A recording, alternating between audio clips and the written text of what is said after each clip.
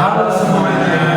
Perkenalkan, kami dari kelompok Error Everyday, tugas besar algoritma pemrograman kelas SI 4810. Perkenalkan, nama saya Jauzaja Muhammad dengan NIM 1020224000133. Di sini saya berperan sebagai project manager. Dan saya Ahmad Wismawana dengan NIM 10.224.0024 sebagai equal N. Saya Muhammad Jasan Lutfi dengan NIM 1020-2240-0246 sebagai Web Feature and Quality Control.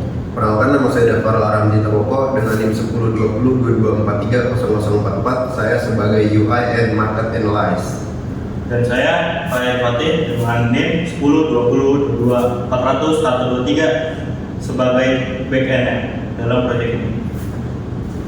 Baik, di sini kami akan menjelaskan latar belakang mengapa kami memilih program ini. Jadi program ini dilatar belakangi oleh mahasiswa yang mengalami ketidakpastian dalam mereka untuk membeli suatu makanan di kantin Telur ini, entah makanan itu ada atau tidak. Nah, jadi mereka kami berikan solusi untuk bagaimana mereka dapat tahu atau mengetahui makanan yang akan mereka beli itu ada atau tidak. Oke teman-teman, jadi sebelumnya saya sudah melakukan observasi berbentuk sebuah survei. Saya menanyakan kepada beberapa mahasiswa dan juga saya juga memberikan sebuah opsi gitu. Kira-kira website mana yang akan membantu aktivitas mereka ke depannya. Nah, di sini saya sudah memberikan 4 opsi kepada mereka. Yang pertama adalah website untuk mengecek stok makanan di kantin. Yang kedua adalah website untuk memanggil tuk-tuk. Yang ketiga adalah website untuk mengecek keramaian di sports center. Yang keempat adalah website untuk mengecek keramaian di lift TWLT dan juga GKU. Namun dari banyaknya survei yang sudah saya kumpulkan, 40% dari mereka memilih untuk website untuk mengecek stok makanan di kantin karena itu dapat membantu mereka ketika mereka ingin membeli makanan namun mereka tidak tahu apakah stoknya ada atau tidak. Nah, kemudian untuk impact kedepannya bakal seperti apa? Yang pertama, dengan adanya website ini pasti akan menghemat waktu mahasiswa karena mereka tidak perlu untuk pergi ke kantin gitu untuk mengecek sebuah makanan. Yang kedua adalah meningkatkan efisiensi kantin. Website ini dapat membantu kantin dalam mengelola stok makanan dan menghindari kekurangan dan kelebihan stok. Yang ketiga adalah mengurangi antrian. Nah, karena kita sering banget melihat di kantin kita tuh ramai banget ya teman-teman. Jadi semoga dengan adanya website ini kedepannya bakal mengurangi antrian dan juga akan menghemat kertas karena mereka tidak perlu lagi menggunakan promosi-promosi berbentuk kertas gitu.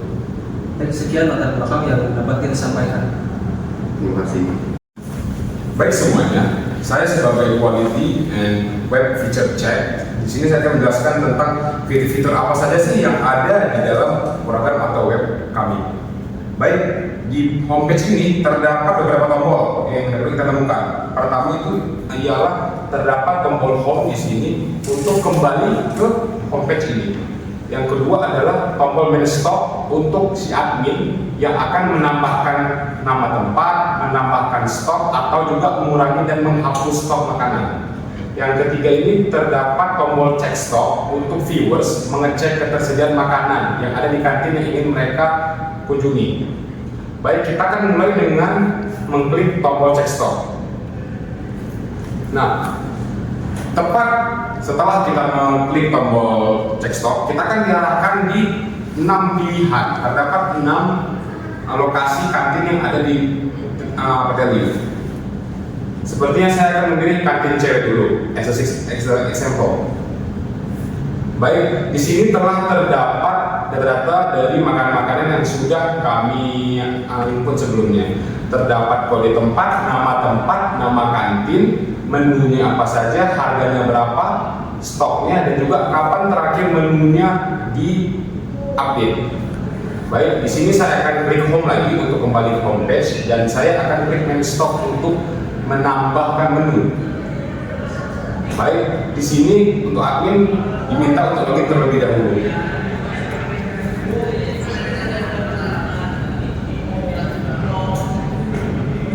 Baik, kita klik login. Nah, setelah itu di sini di page ini terdapat semua data dari makanan-makanan serta lokasi kantin yang telah di-input oleh si admin.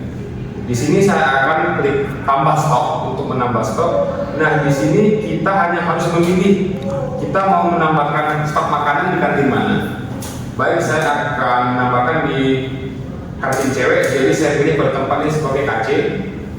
Nah, di sini saya pilih nama tempat itu asrama cewek.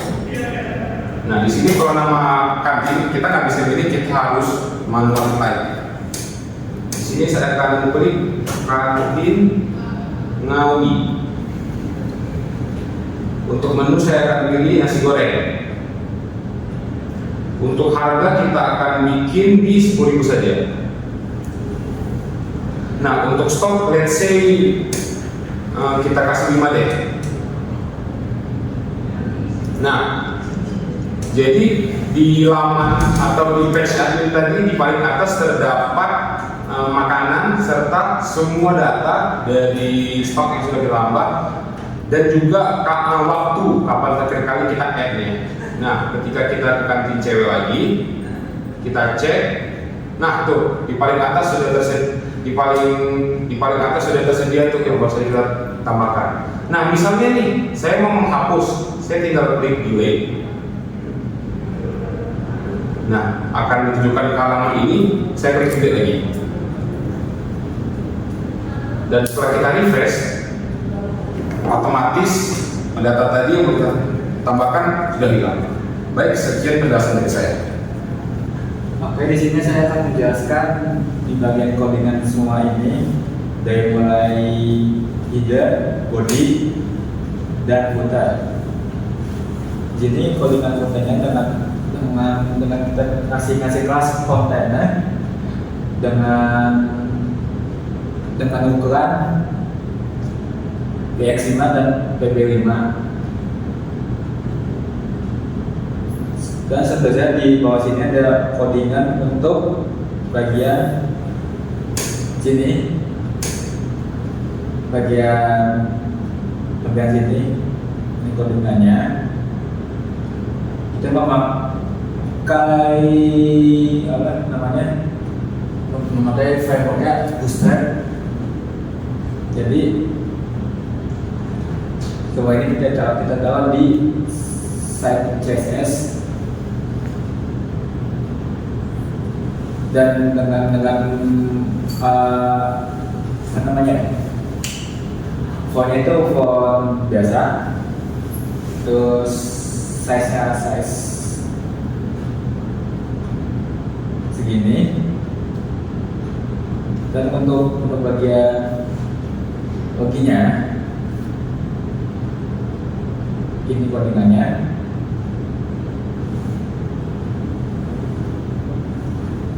Dan untuk bagian ketika kita mengetik cek stok ini, kita ke bawah tuh dengan codingannya seperti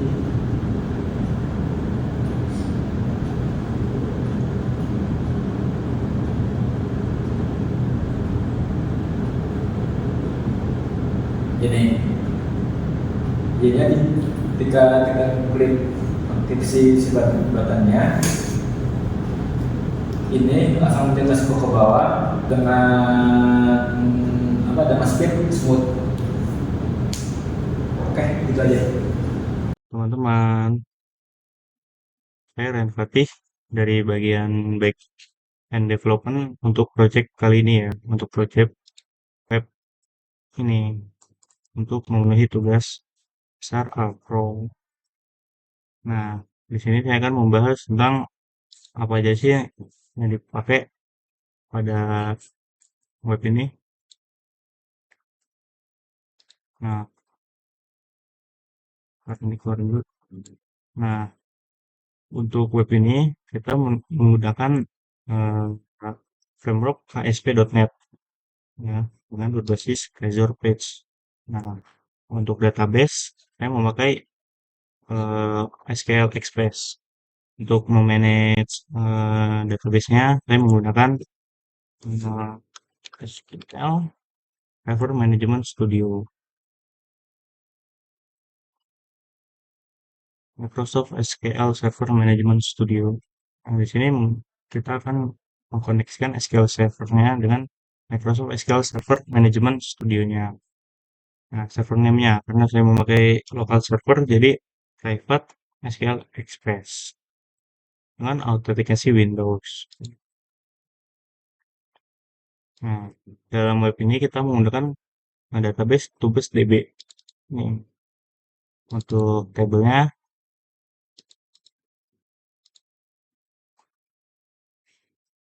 tabelnya seperti ini.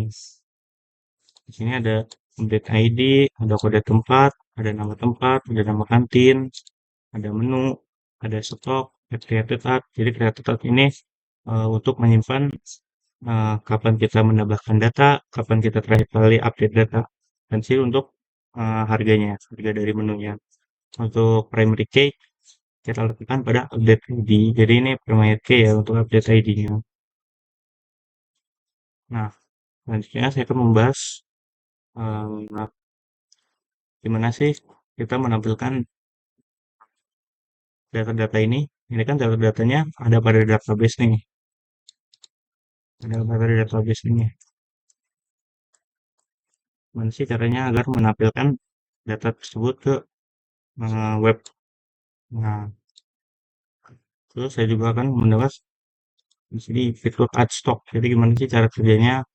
Kenapa ketika kita milih tempat kaco sama cowok, nama kantin Tin Panurdin, misalkan kita nasi bakar dengan harganya 15.000, misalkan dengan stok 12, ini akan terjadi ke 12, akan menambahkan data dan juga akan pengaruh di database ini. Tersebut bakar. Ini kita refresh dulu ya. Yes. Tuh execute. Nah, di sini ya, dengan update ID 98 nih. Kita mendapatkannya pada jam 1.25 dan 1.26. Oh. Nah, saya juga akan membahas gimana sih cara kerjanya untuk fitur update. Update. Nah, misalkan kita ganti nih nama si bakar. Si bakar setengah mateng, setengah bakar. Ini harganya naik jadi 18.000 dengan penambahan stok menjadi 20. Submit. Ini menjadi 20. Gimana sih cara kerjanya? Nanti akan saya bahas. Untuk sini juga ada fitur delete nih. Oh ya, untuk di sini database-nya juga berubah ya.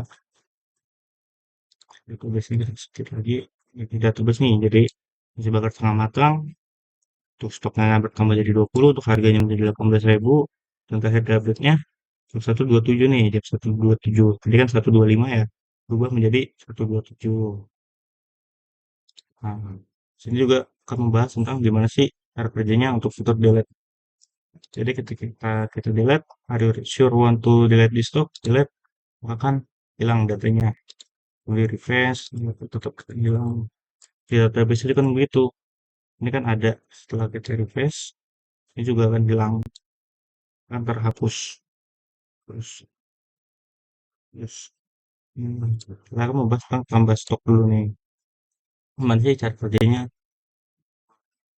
Untuk backend-nya, jangan ke situ dulu.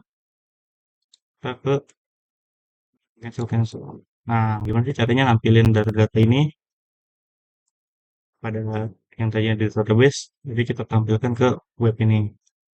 Nah, di sini pada index. Nah, jadi untuk programnya kita menggunakan sysrap ya. Jadi yang pertama public stock info, please. Jadi untuk menyimpan data dari stock info. Nah, kita menggunakan public void on get.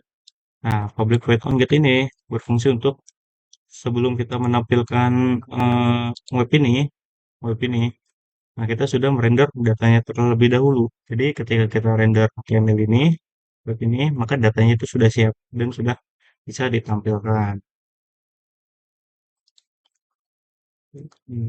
Selanjutnya fitur try. Kita menggunakan try. Try ini untuk try catch. Jadi untuk menangkap error. Jadi ketika program yang ada di dalam try ini ada error, maka akan terekam dan ditampilkan. Jadi catch XML dia ada message-nya. Nah, selanjutnya hal yang paling penting itu kita koneksi program kita ke database kita. Nah, seperti tadi, tadi kan untuk server namanya kita memakai Private SQL Express dan memakai database DB. Dan untuk authentication-nya kita menggunakan Windows Authentication dan kita mengizinkan untuk apa eh, sertifikat yang tidak valid tetap bisa masuk. Nah, selanjutnya kita membuka connection open. Kita akan membuka database-nya. Database-nya. Dan ini untuk query-nya. Jadi ini untuk select update. Jadi kita akan memunculkan eh, data-data tabel-tabel yang ada di sini untuk memunculkan query yang seperti ini. Nih, ini select top 1000. Jadi kita akan nulis 1000 ya. Karena di sini datanya cuma dari 56, maka 56. Nah, jadi sama aja. Ini pun begitu untuk eh, melihat data-datanya. Nah, terus using SQL command ini untuk berfungsi sebagai ketika kita memulai program yang ada di sini, maka kita akan otomatis connection ke database-nya, ke connection database-nya. Eh, ya koneksi ke database-nya, maaf, ini ke database-nya.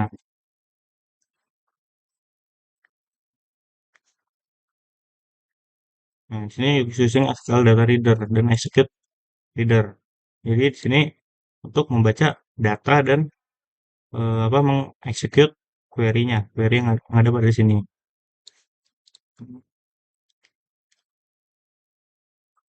Nah, di sini ada kita menggunakan while ya, while reader read. Jadi kita akan looping baris per baris yang ada pada tabel satu persatu. Jadi ini kita akan membaca ini satu persatu hingga semua data terrender dan terbaca dan akan berhenti. Dan ini untuk kelas stok infonya. Untuk penampilannya kita ada pada di index.html. Ada ini menggunakan for each. Jadi kita menggunakan petualangan untuk menampilkan data berdatanya. Selanjutnya tambah stok. Nah, pada tambah stok ini gimana sih cara kerjanya? Seperti yang tadi di demoin ya. Eh, untuk backend-nya itu seperti ini. Nah, ini untuk public flash add storage modelnya. Nah, di sini kita tidak perlu merender semua datanya sebelum karena kita hanya eh, mementingkan on post-nya saja. Jadi ketika kita post itu saja.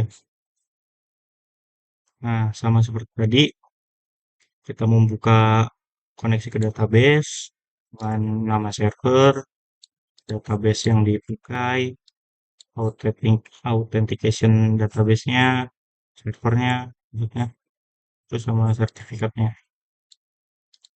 Nah, di sini sama seperti yang tadi ya, untuk otomatisnya. Kemudian kita membuka connection, kita membuat query-nya, karena kita di sini untuk menambahkan, jadi kita menggunakan query insert into from table. Jadi from ya, oh nggak ada ya, nggak usah ya, nggak perlu. Jadi, nah kita menggunakan using HTML lagi, kita untuk menyimpan dan membaca data dan execute on query untuk apa mengeksekusi query yang ada pada sini. Dan setelah program ini berjalan semua, maka kita didirect ke page stock index. Page ini lagi kita sudah selesai. Lagi ya di stok ya. Eh,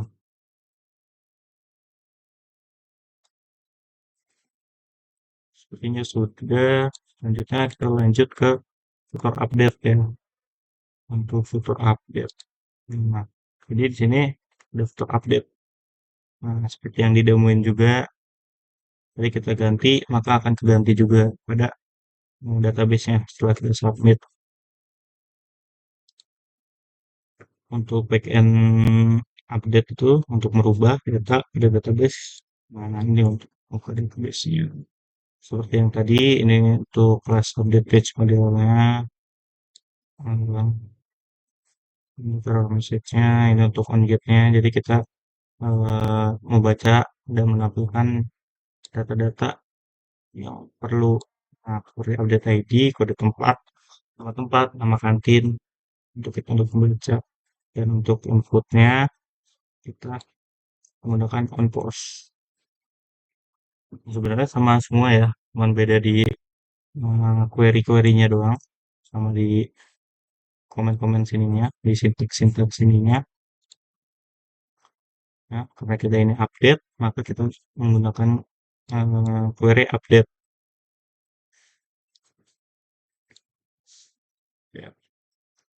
Ya. Setelah kita update, maka akan kita balik lagi ke halaman awal, ke halaman ini.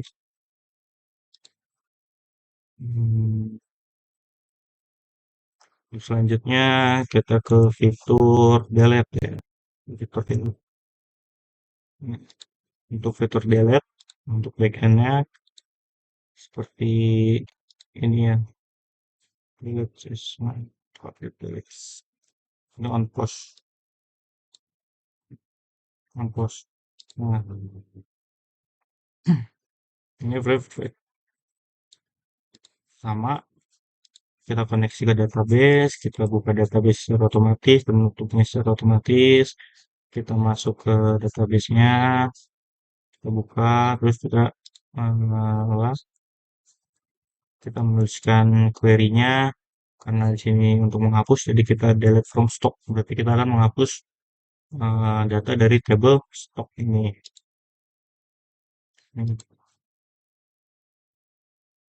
Sebenarnya cukup simpel kalau untuk delete, karena kita tidak memerlukan semua data-data ini. Kita hanya memerlukan data ID-nya saja. Karena ini memerlukan primary key. Jadi tidak ada yang sama.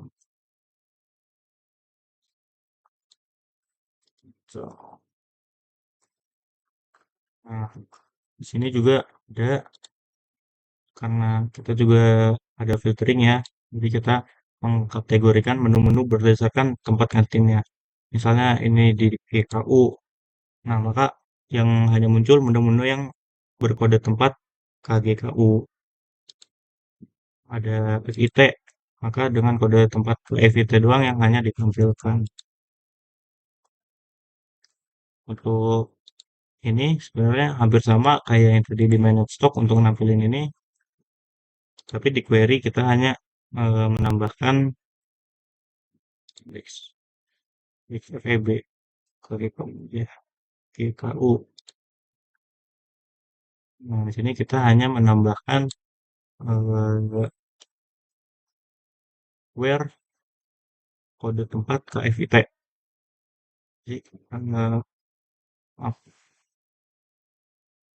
Jadi FIT nih.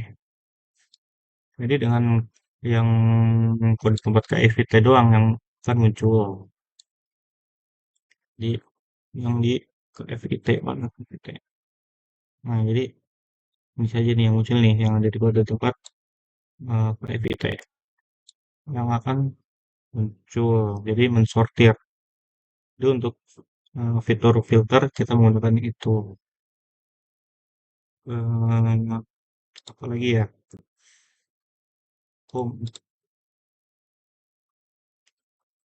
Udah, mungkin itu aja yang bisa saya sampaikan, yang bisa saya jelaskan. Kurang lebihnya mohon dimaafkan. Apabila itu walhidayah. Bye-bye. Sebagai konklusi, kami berharap dengan adanya program yang telah kami buat dapat mengatasi ketidakpastian mahasiswa dalam mengecek atau mengetahui makanan yang akan mereka beli. Kami memohon maaf atas kesalahan atau kekurangan kami. Kami dari kelompok NLP Everyday mengucapkan Terima kasih.